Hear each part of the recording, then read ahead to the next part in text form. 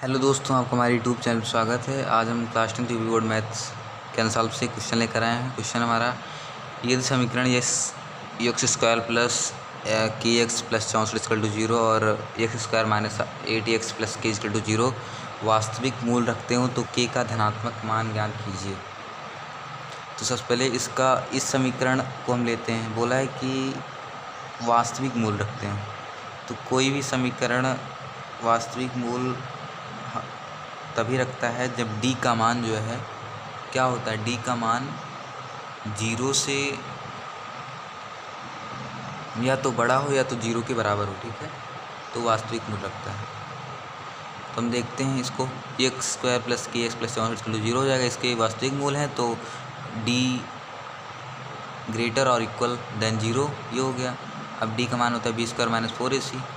आपने द्विघात समीकरण वाला लेसन पढ़ा है, तो इसको हम लिख सकते हैं k² माइनस, देखिए यहाँ b का मान क्या है, b का मान है k, चूँकि x के गुणांक को b कहते हैं और x स्क्वायर के गुणांक को a कहते हैं, तो x का गुणांक जो है वो b कहलाता है। तो b को हम लिख दिया k² माइनस 4 है ही, 4 इसको a क्या है, x स्क्वायर गुणांक 1 है तो 1 लिख देते हैं, a x स्क्वायर गुणांक को 1 कहते हैं। और c क्या है, c हमारा 64 है, जो अचर पद होता है उसको c कहते हैं। 64 हो गया, तो ये भी ग्रेटर आर इक्वल देन 0।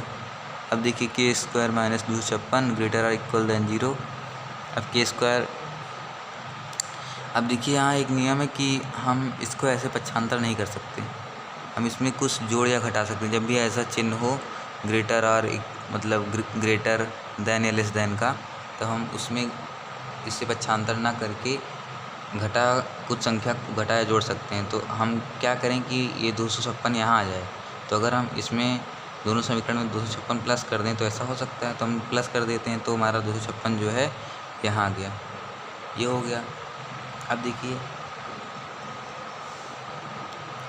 अब ये हो जाएगा k ग्रेटर और इक्वल देन 16, ये हमारा मतलब पहले का ये आंसर आ गया। ऐसे ही दूसरा निकालेंगे हम, दूसरा निकालेंगे तो ये हो जाएगा हमारा, हो जाएगा 64 माइनस 4 की। इसको आप ऐसे जिस प्रकार हमने इसे बताया ऐसे आप इसे कैसे कर सकते हैं, ये हो गया, ठीक। अब ये हो जाएगा 64 माइनस 4 के ग्रेटर और इक्वल देन 0। उसके बाद अब इसमें भी हम कुछ ऐसा करें कि जो हमारा 64 है यहाँ हो जाए, तो हम दोनों में अगर 64 माइनस कर दें तब ऐसा हो सकता है। तो हम दोनों में अगर दोनों समीकरण में दोनों पक्षों में 64 माइनस कर दें, तो यहाँ जो ये वाला पक्ष था यहाँ 64 माइनस 64 0 आ गया और माइनस 64 यहाँ हो गया। इस तरह हमारा क्या हो गया, ये पक्षांतर हो गया। या आप ये ना सोच के आप ऐसा भी सोच सकते हैं कि हमने 64 के यहाँ पक्षांतर कर दिया, लेकिन ऐसा किया नहीं जाता, ठीक। लेकिन आप सोच सकते हैं कि 64 को हमने क्या कर दिया, यहाँ पक्षांतर कर दिया, ये हमारा हो गया माइनस 64 यहाँ, ये हो गया, ठीक। उसके बाद हम क्या करेंगे, अब देखिए जब ये माइनस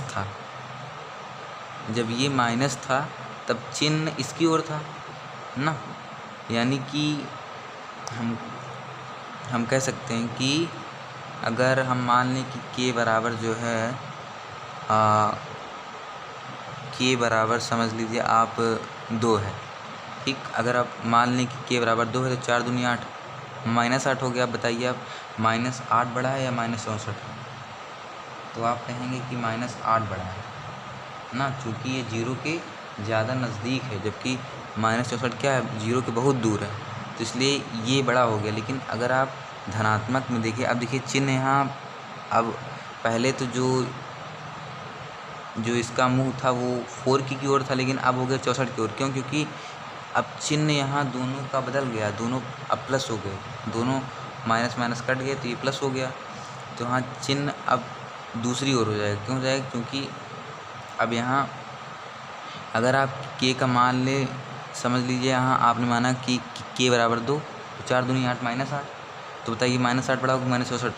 हम जानते हैं 0 के नज़दीक जो संख्या होगी वही बड़ी होगी, तो माइनस 8 बड़ा होगा। लेकिन आप यहाँ देखिए, अगर आप k बराबर 2 माने, 4 दूनी 8 और यहाँ 64, अब बताइए आप 64 बड़ा होगा कि 8 बड़ा होगा, 64 बड़ा होगा ना। धनात्मक में जो बड़ी संख्या होती है वो बड़ी होती है, लेकिन ऋणात्मक में जो बड़ी संख्या होती है वो छोटी होती है ना, आप इसे जानते होंगे। अब देखिए ये 4 यहाँ भाग में चला जाएगा, ये हो जाएगा के 64 को 4 भाग दे देगा तो आ जाएगा 16। अब के लेस और इक्वल देन 16। अब ये के जो 16 ये 16 ग्रेटर और इक्वल के। अब देखिए अगर हम दोनों समीकरणों में देखें तो दोनों समीकरण में केवल एक चीज़ दिख रहा है कि यहाँ के बड़ा है 16 से और यहाँ 16 बड़ा है के से। के बराबर है 16 के बराबर है 16 के, यानी कि दोनों में जो कॉमन है वो है कि दोनों 16 के बराबर हैं। तो के बराबर हम 16 मान लेंगे, चूँकि यहाँ बोला भी है कि के का धनात्मक मान ज्ञात कीजिए। यहाँ बोल रहा है कि के 16 से बड़ा है, यहाँ बोल रहा है कि के 16 से छोटा है। के 16 के बराबर है, के 16 के बराबर है। दोनों समीकरणों को देखेंगे तो यही हमारा जो ये के 16 के बराबर है, ये हमारा कॉमन है, उभयनिष्ठ है, ये दोनों में आ रहा है। तो यही हमारा आंसर हो जाएगा के बराबर 16। धन्यवाद। अगर वीडियो अच्छा लगा लाइक शेयर और मेरे चैनल को सब्सक्राइब करें।